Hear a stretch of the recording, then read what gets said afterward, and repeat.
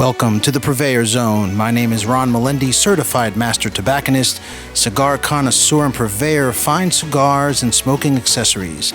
Today is October 11th, 2019, so sit back, pour yourself a libation, light up your favorite cigar, relax, and prepare to experience life's earthly pleasures from around the world with the Cigar Purveyor. And today I happen to be in Somerville, New Jersey, and I have a very special guest here with me at the moment, Mel Shah from MBombay Cigars. How you doing today, Mel? Not bad, brother. How are you? I'm doing very, very well. Thank you for coming on to the Purveyor Zone. Pleasure is mine. Okay, so I hear, the rumor is that you make cigars. Well, sometimes they're also right, you know. Being a bit wrong, rumors are always right. Okay, yeah. And in particular, you make the MBombay Cigars. That is part of our portfolio, yes. We make MBombay Cigars, Gaia Cigars, M Cuba, and now M Esteli. Wow, that is awesome. And your cigars are really, really good. And I'm looking forward to getting into it and talking about your incredible portfolio. So tell me, how did you get started in the cigar business? It was 2001, after my dot-com days. After the dot-com days, you know, like I was given an opportunity to get into some kind of a retail business. Right. And I chose cigar being one of them, which I enjoyed. Since at that time, 5-7 years prior to that, I was full-blown cigar. I appreciated cigars a lot. I smoked it a lot. So you had an opportunity at some point. I would imagine you were introduced to cigars. Yes, it was 1996 that I smoked my first cigar, and what was that? What kind of cigar? It was Monte Cristo number 2. Cuban Monte Cristo. A Cuban Monte Cristo number 2. I got it. Cuban Monte Cristo number 2. And how was that cigar? I still remember the taste, and it was phenomenal. Awesome. It is still a very phenomenal smoke. Right. So getting back. So okay, that was your first introduction, and you liked it so much. Time marched on, and you somehow at some point, I guess you decided, hey, I wanna do my own cigar. That was. That worm started crawling in, I would say, in 2005, 2006, when I had my retail store. We opened our retail store in 2001 in Palm Springs, and by 2005, 2006, that itch of owning a cigar line, working with tobacco, working with the manufacturers, started in 2005 and just jumped right into it. Right. So in 2005, you got started. 2000. Well, the journey of manufacturing, yes. Okay. Now your cigars. When did you actually deliver your first cigar to market? It was May 11th of 2014. So 2014 was your and what line was the first one that came? What did you start with? It was MBombay Classic. The Classic MBombay. Tell me a little bit about that journey for the Classic and how that the blend and what the cigar is like. MBombay Classic.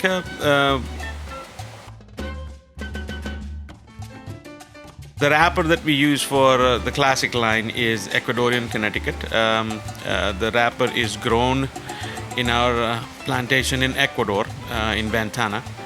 And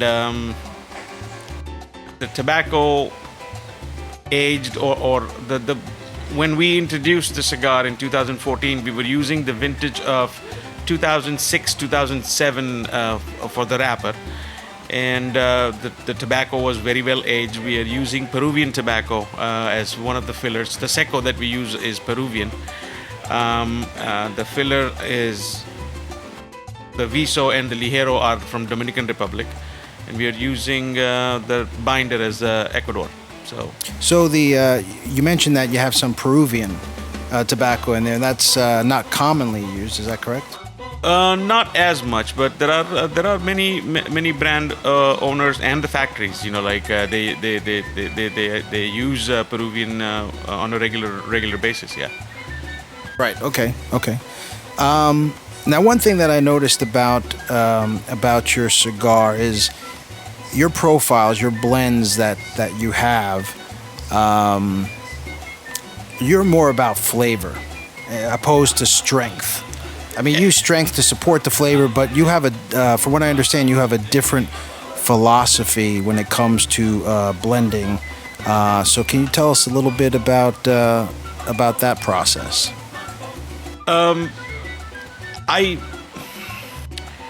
So whenever it comes to making a new cigar or working on a cigar, the first thing we choose is the tobacco. And why we choose a certain kind of tobacco is because of the flavor. There are thousands and thousands of different brands in the market right now. We want to offer something very unique to stand out, of course. And the intention is to enhance that flavor. To put it in a very simple layman terms, common man terms. When you want to make a lemonade, you use lemons and you add sugar or salt to enhance or to express that refreshing lemon flavor properly. Right. You don't add paprika or some other spices or cayenne peppers or thyme or something like that to alter the flavors. You want that lemonade to taste like lemons. It should be refreshing. There should be some sugar to it. There should be some salt to it. So why to make that lemonade into Coca-Cola? Right. So that is the whole angle that how we look at it. And so yes, flavor is, there are unique flavors to each and every tobacco that we have. And wrapper or flavor doesn't mean wrapper. Okay. So okay. let's for us, unlike many people that have the notion of the majority of the flavor of the cigar is offered by the wrapper tobacco, we don't follow that school. It is the whole cigar in itself, may it be viso seco, the fillers or the binders, and the ligero, and then wrapper comes in, which we feel it's a salt and pepper on the food. Right. So you take an approach like you're making a fine meal, or you're putting together a really nice salad and you're adding all the different ingredients, but you're balancing it. You have a balance in that taste. It's not just all paprika or all salt or all pepper. You want to have a more rounded taste to it, so you can taste all the nuances. Absolutely, yes. We add flavors. We don't substitute the flavor with something else. So the round word is better. I would say it is more rounded. It's a more rounded, balanced, I guess, flavor. Yes. To it. Yes. And I think that's what stands MBombay apart from many other brands, is that you pay a lot of attention to the blend and how those components are mixed together, so that at the end, when someone's actually enjoying the cigar, they're experiencing the cigar the way that you intended it to be experienced. You don't have a pepper bomb, or you don't have something that comes across as a flat, tasteless, flavorless cigar. Absolutely. Yes. You can say that. And that's incredible. So you just came out at the IPCPR, now the PCA. You have a new line, MS Deli. Yes. Can you tell us a little bit about the MS Deli? MS Deli, the reason of having MS Deli in our portfolio was to incorporate Nicaraguan tobacco. We use Nicaraguan tobacco for many of our blends like Corojo, Oscuro, Habano. Even we use some Nicaragua in the Mora line that we have. But we wanted to emphasize that earthiness, that spice, earth quality, or the flavor genre or flavor profile of Nicaraguan tobacco. And that thing was going on for a long time, but we were not able to point the wrapper that would suit that, or which would mix with that blend. It started coming along like a couple of years ago, and we were just waiting for a right time for us to introduce that. Besides the price point, which is loved by all, like $6-7, that cigar is doing very well in every market that we have introduced. Right, and I think that's important to note that cigar, for the price point that it's at, that $6, $7, $8 price point, the quality, you've actually maintained an incredible amount of quality. The construction, the burn of the cigar, the flavor of the cigar. I mean, I would think that cigar would easily be $12, $13, but you came in at a price point that hits that sweet spot in many markets, and I think it's going to be, and because of that, it's going to be a huge success, because you're getting the price, the value, and just incredible quality. We hope. We are hoping that the market accepts it in the same way. Yes, and I'm sure it will, because we've smoked some, we're smoking some now, and it's just an incredible cigar. Thank you. Yeah, well, hey, it's true. So we're here at a shop right now called Ashes and Embers. Yeah, nice shop here in downtown Somerville, New Jersey. For those of you who are in the area, they are located at 11 Division Street in Somerville, New Jersey. And they're at, if you need to contact them, they're at 908-393-4062. And you can also look them up on the website, www.ashesnembers.com. That's ASHESNEMBERS.com. So be sure to, when in the Somerville, New Jersey area, you want to come in and ask for Tony. Him and his team will definitely lead you to the MBombay Cigars and show you the new MS Deli. Now, getting back to Mel, you also had a cigar that came out, I guess it was about earlier this year or maybe late last year. It's unique in the sense that it's 100% Ecuadorian. M. Cuba, correct? Yes, M. Cuba Vintage Reserve. The Vintage Reserve. Tell us a little bit about how that came about and why you decided to make a Ecuadorian Puros, which is quite rare. As a matter of fact, I don't know of any other company that has done it. I'm not saying that no one has done it, but no one that has a brand name, at least to my knowledge, has done it. M. Cuba Vintage Reserve. The philosophy of cigar making, the Cuban philosophy of cigar making is very seldomly that you see, if you go to Cuba, if you have gone to Cuba, or if you're aware of Cuban tobacco. The crop is cultivated, it is fermented, it is aged, and here you are, a cigar is made using the tobacco from the same field. It's a puro.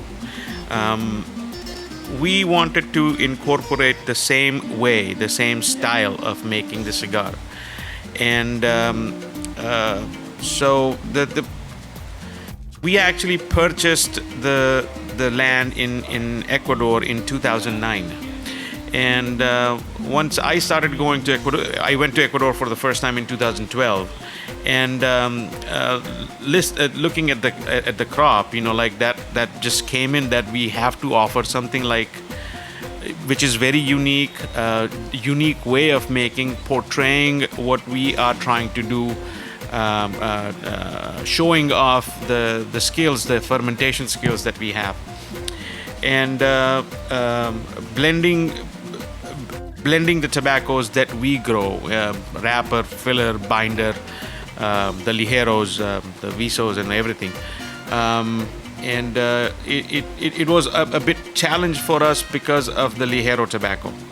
I would not use the word weak, but it was the strength that we require to balance Ecuadorian tobacco was not. We were not getting it. And fortunately, we came across a strand that we are using for the ligero for the M Cuba Vintage Reserve. Turned out good, right. And here we are. It's been a great success. People really love it, and so how many sizes does the M Cuba come in? The Vintage Reserve M Cuba is 4 sizes. One is a diadem, then your regular Toro 6x52, Torpedo, and a size known as Nika, which is a Lonsdale. Right. Corona Gorda Nika. Okay, great.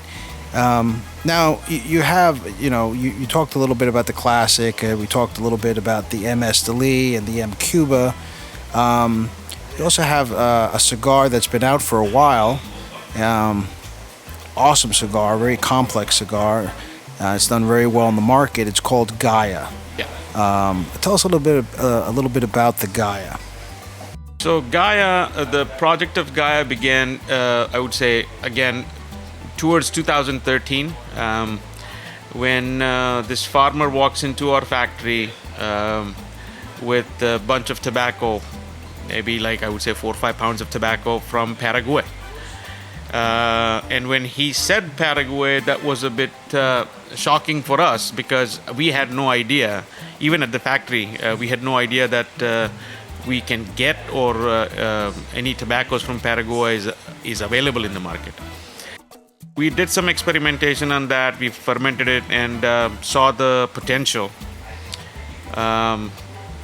We are using a hybrid Ecuadorian Connecticut wrapper for Gaias. It was our first box pressed experience that we tried to do, and pretty successful in that. So that people really enjoy Gaia, and we added the Gaia Maduro the following year in 2017, which also was, I guess, one of the top 25 in Cigar Journal that year, I guess. Awesome. So awesome. People are liking the blend. I'm fortunate, I would rather say that. Proper aging, proper fermentation, that's what it took. Right, and you're known for proper fermentation and also proper aging, and I think that's important to reiterate and to reinforce. That separates the so-called the men from the boys. No, but it's true. I mean, isn't it true that if you mess up that process, no matter how good your roller is, or no matter where your tobacco came from, if you don't fermentate properly and age properly, the cigar is going to be a lot less than what it should be. I mean, isn't that a correct statement? Absolutely right. I don't care you have the best tobacco, but if you fall short on aging it properly or fermenting and aging it properly, you can ruin the crop. Right, and you're going to have a cigar that's not going to be, if it is smokable, it's not going to be anywhere near the quality that you expect, and in most cases, it might not even be smokable and or enjoyable. That's true. That is true. So that's and you've done a great job. You also, there are a couple lines, right, that you actually age the tobacco in cedar and or sandalwood chests. Is that correct? Yes, that would be Quesera and Mora. On the price point, they are in the price point of $13 to $18, depending on the size, kind of thing. But the tobacco that we use for actually the Mora blend is from 1997-98. The wrapper, it's a Dominican Corojo wrapper. Okay. And the fillers, majority of it's one of the, I guess, Seco that we are using for Mora is Nicaraguan. But again, Peru and Dominican Republic, that we even Ecuador as a binder, I guess, in that. And so tobaccos for that. When you use the word aging, I do not know. I would like to clarify that. Of course. Go ahead.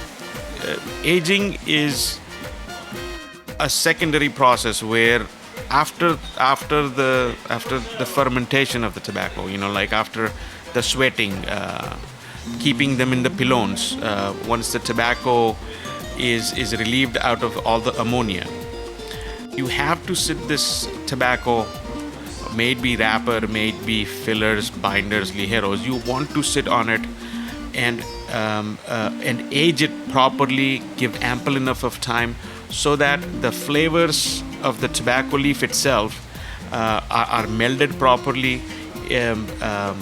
In case of Mora and Quesara, we're using this barrels or the chests made with Brazilian cedar and sandalwood, which imparts that smell or the qualities of that wood imparts on the tobacco. And that is what we were looking for, just like a fine Scotch whiskey or brandy or even wine. It's nothing else, but it's got to pick up those qualities. Exactly. Yeah. The word is more complex, and it's pleasurable or enjoyable more. So it's as you pointed out earlier, it's about flavors. I want to smoke a cigar. I go back to a cigar because I like the flavor. It's not because it is strong or it is mild.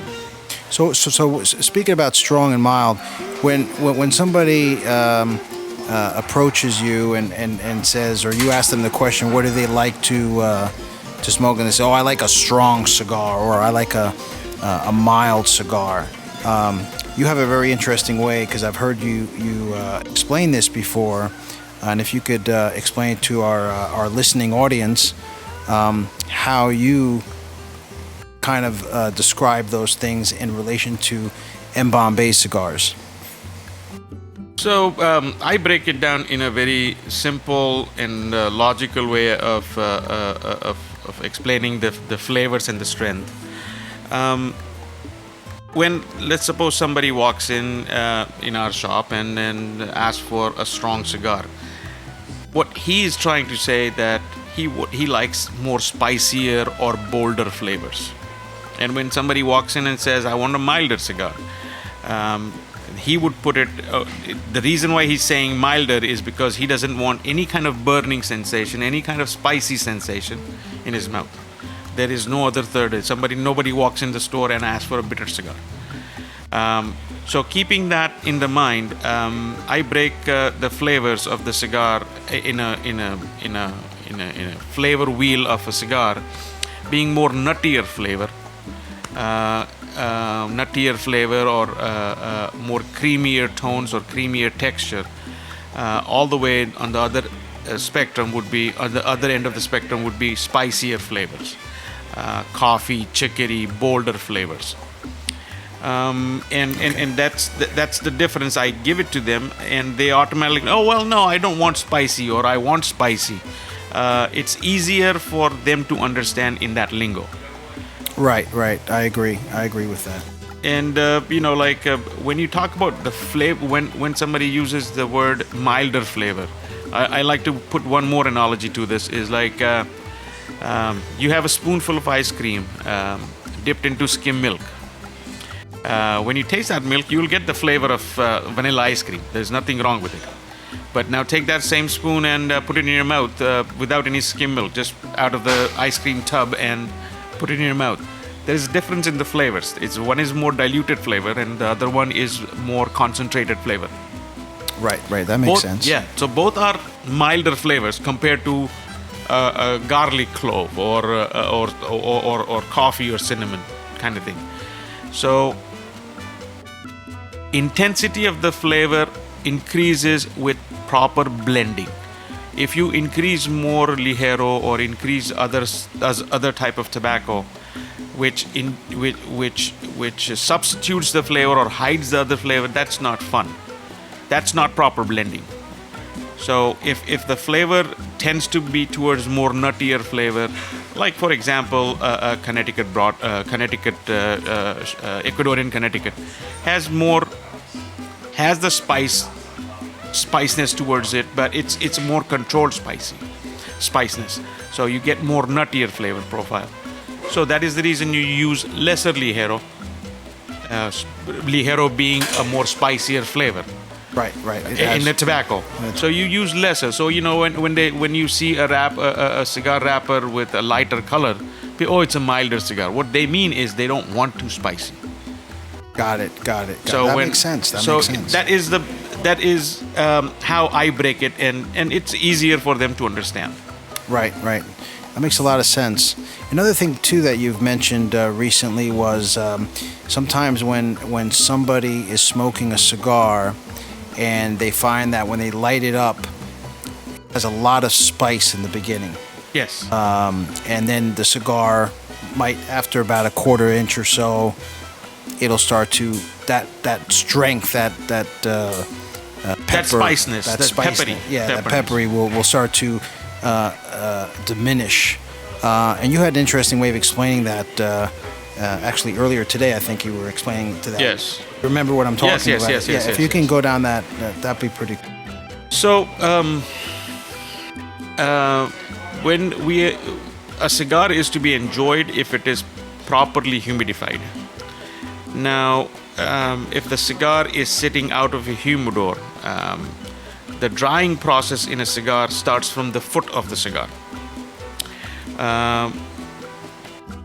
When you light up a tobacco leaves or a cigar, where the humidity is less, you will automatically have that spiciness or that pepperness because of lesser humidity. Okay. And once that fire or that smoke catches onto the optimal humidity level in a cigar, then the cigar starts performing better. It'll deliver more flavors, the intended flavors to a cigar. Right. So similarly, if the tobacco is too moist, you are just smoking bunch of leaves with a lot of moisture in it. You are not enjoying the flavors. I would again. So a cigar that's too dry is just as bad for a cigar that's too wet. Of course, you're not enjoying it. The optimal humidity in a cigar, I would say 68, but if Agreed. it is I agree. But it would be 68 to 70% humidity, and if you are smoking a cigar based on that, if your humidor or the humidor at the shop is maintained properly, that would be very essential for a cigar to perform or to enjoy a cigar properly. So it's very important that the cigar stores, tobacconist, the lounge, whatever, has a properly controlled humidor, so that you know that you're getting a cigar that will, as you said, perform optimally, and that the customer doesn't have to worry about getting a cigar that's going to be burned too hot, too bitter, or what have you. Of course. Humidity is a big factor, even when tasting a cigar too. That is the main thing. Yeah. So that's a very important point that you made, Mel. You always have to make sure that you have the cigar properly humidified, whether it's at a retail level or if you have a collection of cigars in your home. You want to make sure that you have a humidor and that it's properly maintained. Don't just put your cigars in there, walk away, and don't look at the humidification system in that humidor, because eventually it will affect the cigars. Guaranteed. Yeah, absolutely. So, what is your favorite MBombay cigar? Sorry, I had to ask. Well, I didn't want to put you on the spot, but I just thought I'd ask. So it's for any cigar maker or any brand owner or a factory owner, it is more about what is new.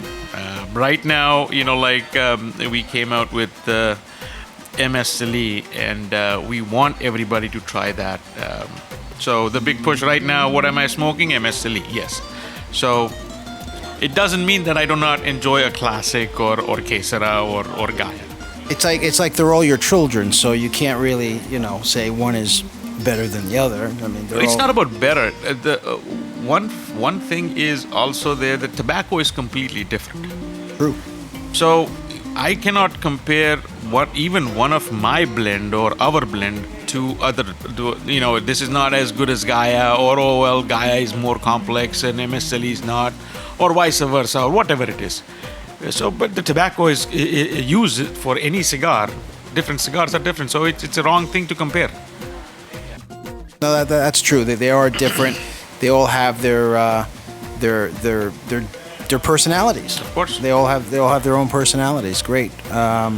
So, other than MBombay Cigars, do you smoke other cigars? And if so, what would you consider something that you really enjoy? I enjoy many cigars throughout the day, and like on a regular basis too. But the way I approach a cigar is it's still at the level of course, appreciating the quality that or the craftsmanship that went into the other brand or any other cigar. But it is more about trying to learn more about what is so special about that. My flavor or my heart goes out back to the same blend again and again. Arturo Fuente, Don Carlos, Ashton VSG, Monte Cristo's, some of the Cuban tobacco. I'm really fond of them. So I keep on enjoying them and try to reiterate myself why I enjoy that. And time and time again, the answer is only one: it's the flavor. Right. So, getting into Cuban tobacco, we all know that right now in the United States, you can't purchase Cuban cigars or Cuban tobacco. However, if the law does change in the future, and I'm sure at some point it will, hopefully in our lifetime, do you have plans on using some of that tobacco to create new and exciting blends that have never really been introduced into the market? Guaranteed, yes. Of course, yes. I'm looking forward to that day. You and me both, my friend. Yeah, of course. Absolutely. So, what would you say is the one experience that stands out that you've had in the cigar industry? It could be anything along the journey while you're in the cigar, but something that is related to the cigar industry, something that's related to tobacco, that kind of to this day stands out in your mind as being influential and I guess putting you on to this path and where you are today. No, my first, it happens every day. My first cigar of the day. Okay. The moment I light it, I'm back, kind of back in that zone. That zone. Yeah. That this is the reason why I am here, and so that first cigar of the day kind of like resets you as to this is why I'm here, this is why I'm doing what I'm doing. Exactly. Yeah. Awesome. So where do you see the cigar industry in 3, 5, 10 years? Oh, right now, I would say the consumers are the most luckiest people getting quality cigars across the board by some fabulous people. You walk into any humidor, it'll be hard for us to find a bad cigar. Agreed. I think today is some people call it the golden age of cigars. Of course. And the cigars that are coming out today from many manufacturers are far superior than anything that we smoked in any time before. Of course. I guess due to the learning and tweaking. People are more educated about it. There is more literacy about tobacco. the right way of enjoying it. And in shops like these, like they step up the game. Like they want to provide cigars to people who are regular smokers, seasoned smokers, aficionados, and also people who want to try for the first time. We have to be thankful to these retailers that they take it to that level. And I think that I think shops like this one, Ashes and Embers, Tony and his team, they do such a great job of presenting the cigars, educating the customer, and making them feel like they're at home and in a safe place. And I always say that the cigar is the great equalizer, the greatest equalizer. And it doesn't matter if you're a CEO of a major corporation or the busboy of a diner. When they're together inside a cigar shop and they're sitting down, I guarantee you that the cigars that they're smoking are going to spark a conversation. And in many cases, they will become friends, or maybe they will start to do business together.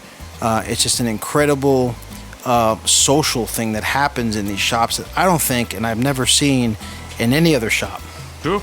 That is true. So very true. So we're going to take a small break, and we'll be right back. Welcome back to the Purveyor Zone. My name is Ron Melendi, and we are now joined by the General Manager of Ashes and Embers, Tony Padilla. How you doing, Tony? Fine, thank you. How are you, Ron?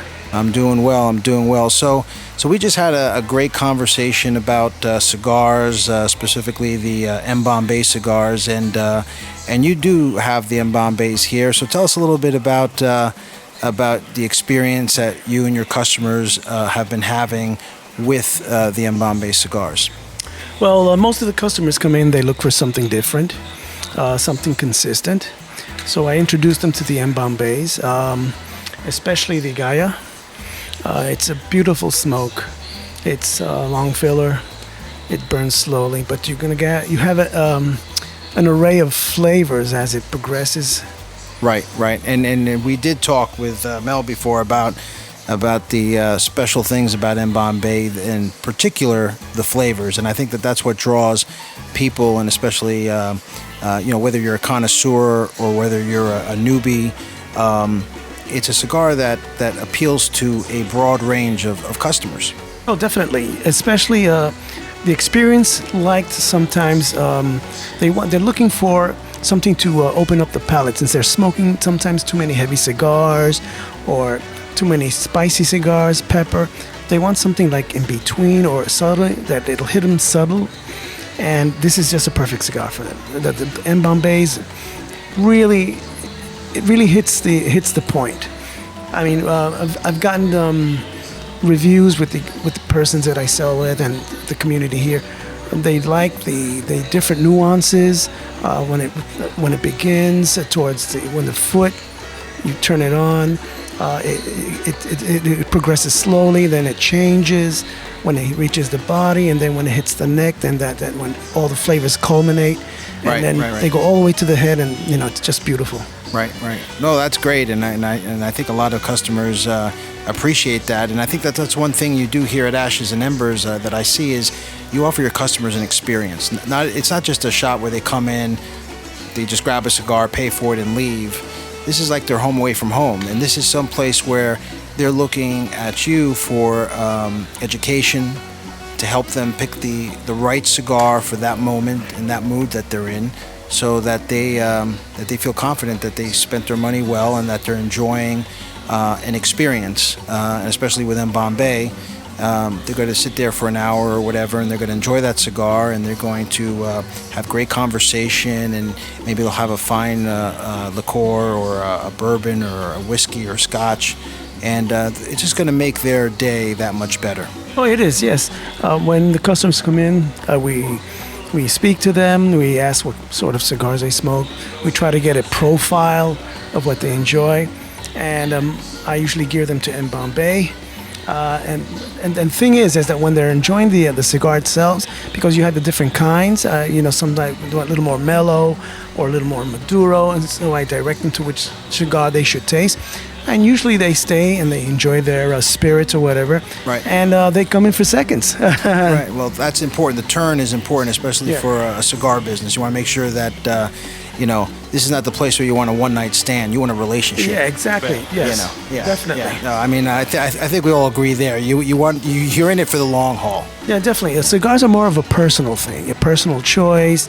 You have it at events, important events like weddings, showers. When someone's having a baby, you always give out a cigar, and it's personal. You know what I mean? Right. No, agreed. So, what else do you guys, just so the customers know, we know that you're located on 11 Division Street. We talked about that before you joined us, and you're here in Somerville, New Jersey. What are your hours of operation? What days are you open? Just for our customers to know. Okay, now when you're trying to reach here, your GPS is going to show a street. What it is, it used to be a street, but they made it into a small little plaza with their small mom and pop shops here. So the hours of operation are from Monday through Wednesday, 11 to 9, Thursday, Friday, and Saturday, 11 to 11:30, and Sunday is from 12 to 6. We might change that because of the football season, so we may be staying late, open later. Right. So, I mean, you're flexible in terms of the World Series or we football. try. Yeah, we have a lot of enthusiasts here. Sports enthusiasts. They come in. They watch golf, football, baseball. It was a soccer series. So, yes, you have a lot of locals and just as we say, people are just passing through. They come into the shop and then they spend some time. Right. That's great. And you guys also, from time to time, I take it, you have events with some of the cigar manufacturers, or you have other type of events, and I guess you have a mailing list. You let people know. What is now your website is what? On Google, it's ashesandembers.com. It's ashes, the letter N, and embers.com. Okay. And then we have our on Instagram, and we're also on Facebook. Okay, so you guys do the social media thing pretty well. Yes, we do. As much as possible, but we don't like to, push so much commercial. We're more subtle. We put out things when we think it's important, when it looks good. Now you guys have, if I remember correctly, you guys have a system where if you join your membership and you give your cell phone number, I guess, you will also, if they choose to opt in, they will get messages for upcoming events. Yes, it's you accrued points every time you check in. It's like if every 3 check-ins you get a percentage off. So let's say after 3 you get 10, after 6 you get 15, and after I think 9 or 10 you get 20% on all purchases. We send you snippets of information when we're having events, promotions, and anything for the VIPs. We don't do any third-party advertising. No. So you don't sell your mailing list? No, we don't. Well, that's a good thing. Yeah, we like to keep it private. You know what I mean? If possible. Yeah, I think that's great. Now, what do you guys do when a new cigar is introduced? How do you bring in? What do you guys? What's your structure? Or maybe that's not even the right word. The way that you decide what cigars get into your humidor. Do you have a system? You're talking about the protocol, what we go through in order to... Yeah. Well, between me and the owner, I like to taste the cigars prior. So I go out and see what's going on. I look on the media or other websites and see, especially directly to the purveyors themselves, and see what's going on, see what they have new. And I try to allocate 1 or 2 samples, and I taste, and then I decide then if it's for us, if it's going to fit our profile and the profiles of our customers. Right. Fair enough. Smart way of doing it, though. Yeah. I agree. This way you don't waste time on bringing something that it could possibly sell, because sometimes things are so hyped, okay, and that's not good. because sometimes people get they taste the cigars and they're not enthused by it. So that right then and there, you're saying, well, what are they trying to sell me here? You know what I mean? Yeah, no, exactly. So before we conclude the podcast here, are there any questions, since we have Mel Shah from MBombay here? Are there any questions you wanted to ask him about his brand and about Bombay being in Ashes and Embers? At the moment, no. I'm just enjoying that that we have his products at the moment. Okay, well, very satisfied. Thank you. Very satisfied. I'm looking maybe if he's ever going to do something with Cameroon or something a little more on a sweet side for dessert or for the ladies. Sometimes they like. I'm not into infused cigars or something, but sometimes you can do a natural, sweet cigars. Yes. Not thought about it, but the options are always open. Yeah, Definitely, yeah. Because women are now getting into cigars Yes. in the industry as well as enjoying them here. They come in as well. They bring their bourbon. Excuse me, I won't say any names. And they sit down and they have their cigars. And sometimes they come in groups, and then they like. They do the regular sometimes, but sometimes it's after dinner, so they want a little more sweeter, a little more, how do we say, fruity or dessert-like, you know? So it's important. Right. And is there any questions, Mel, that you want to ask Tony from Ashes and Embers? It's not a question, but from bottom of my heart, I appreciate the support, the love, the recommendations that Tony and Vivian, Vivian, the owner, right? Yes. That they both show to our small brand, and these are the people that held my hand when nobody even knew what MBombay was. So Right. Honestly thankful for that. We appreciate we appreciate the effort as what you put into your cigars. I mean, you have other companies there. It's like a mass manufacturer sometimes, and that's all well and good because they have to satisfy, the customers and stuff like that. But it's the smaller companies like yourselves who put in a little more effort, who maintain that quality, who before anything goes out make sure that it's going to be right. Right. And that's what's important. All right, because you can go into a shop and just pick out any cigar, and if it's not right, you're taken aback, and you feel like I don't want to smoke any more cigars, and I'll try something else. But when you have that right cigar, it turns you on. You enjoy it. Yeah. And you'll continue your journey and waking your palate up to different cigars, like from mild to mellow to medium, and you progress as you taste more and more cigars. Right. No, absolutely. And I just have to say, guys, thank you for being on the show. Again, we are broadcasting from Ashes and Embers in Somerville, New Jersey, on 11 Division Street. So make sure that when you're in the area, visit this fine establishment. Ask for Tony, the general manager, or any of his members of his team. This is a great place. And I think Tony wanted to say one last thing. It's surprise. It's a BYOB. Okay. Okay, and of course the rule of thumb is you should eat before you smoke cigar. Right. So the area has nice little restaurants. You can bring in a little food before you eat, and there are plenty of restaurants in the area that you can actually order from, right? Exactly, they deliver to our place as well. Oh, wonderful! Yeah, we didn't know that. Yeah. That's a great. We have an understanding with them because it brings business to them and they bring business to us as well. So it's a mutual agreement. Small businesses helping each other. No, absolutely, absolutely. And again, guys, thank you so much to Tony Padilla. Thank you, Tony. My pleasure. Anytime. Thank you. And I of appreciate course, you guys. Thank you, and thank you, Mel Shah of Bombay Tobacco and MBombay Cigars. You've been listening to the Cigar Purveyor, and we're going to see you again soon. And tune in, and we'll have some more exciting stuff coming out. So have a great day and smoke some fine MBombay cigars. Thank you, Ron. Thank you. Thank you, guys.